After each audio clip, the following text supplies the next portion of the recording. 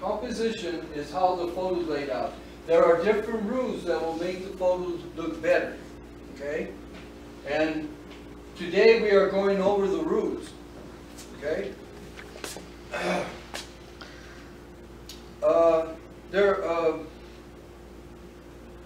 There are different rules that will be that will make the photo look better. So that's why we're going over this. All the principles of photo composition.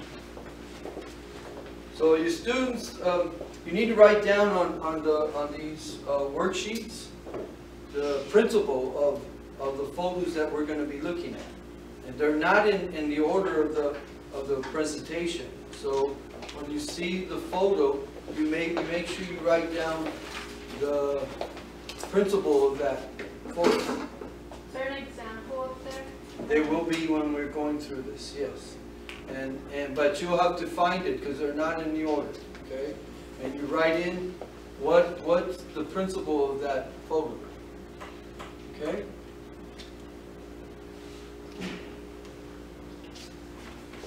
Okay, well, find a different angle. We're going to find a different angle of the photo composition, okay? And right here we have an angle. What angle is this photo taken from? Can you tell me? The top. From the top side? Yeah. Okay. So actually the shot is from a bird's eye view, right? Is that correct? It was from a bird's eye view, from the top. Okay. So right here we have a photo of an example from a bird's eye view. Can you see the bird's eye view? Like you say, it's from what angle?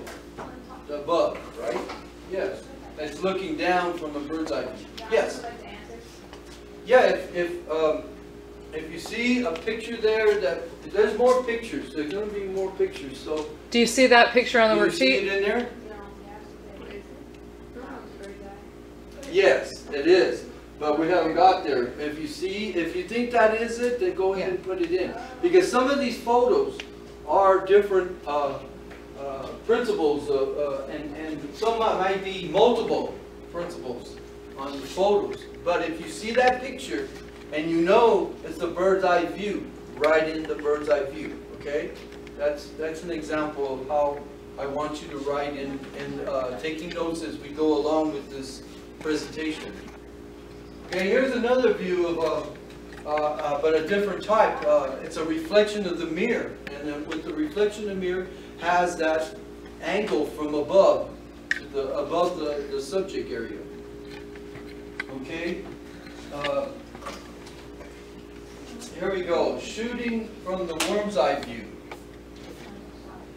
Now, the worm's eye view is a photo, is an example right here where the angle is from below the subject. It's projecting up to the subject. Okay? Here's another example of the worm's eye view, where the photo is again looking up to the subject. Can you see that? Okay? Right. Now we're going to use the rule of thirds. The rule of thirds are the lines on the photo here, where you have your subject of the third, and each line has a point on the subject here. Can you see that? Yeah. Where that person is right here, a third of the photo, and you can see her nose and her eye. You see, it's all in that one point of the photo. So that is the rules of thirds. Here's another example where this person is on the right side though, but it's still the rules of thirds because it's within the third rules of thirds on the photo here. Position on the photo. Okay. Okay. How does this photo use rules of thirds? Can you tell me? Most of it is like on this side. Yes, but why? But why? I mean. With the nose, like. Yes, because of the lines of the rules of thirds, how it's going like this. See the rules of the lines,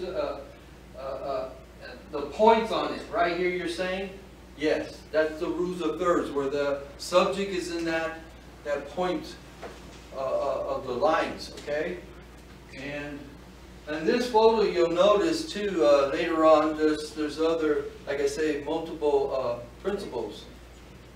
Okay, using the leading lines, okay? Using the leading lines are lines that, okay, I'll give you an example where in the photo you have these candles pointing, with showing the lines on the candle of this photo here, and also on this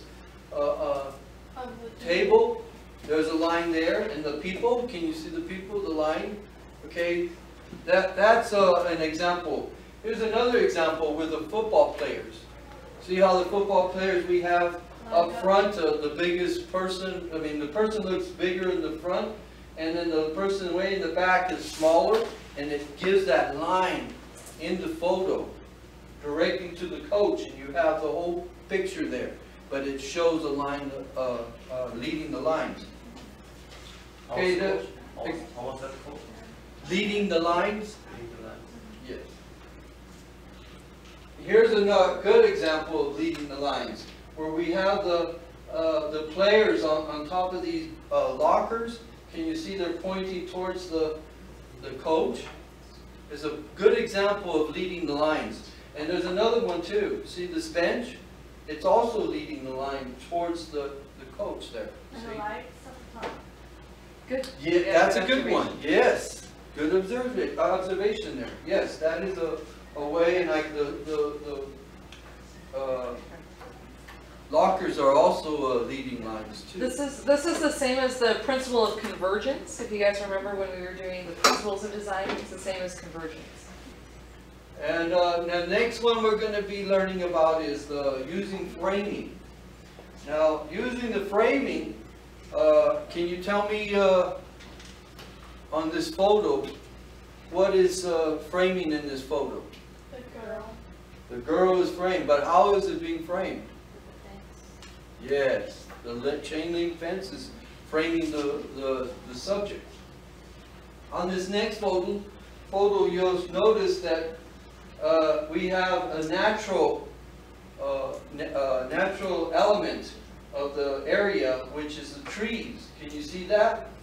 And then the subject is right in the middle of the photo, right between the trees. So that makes that natural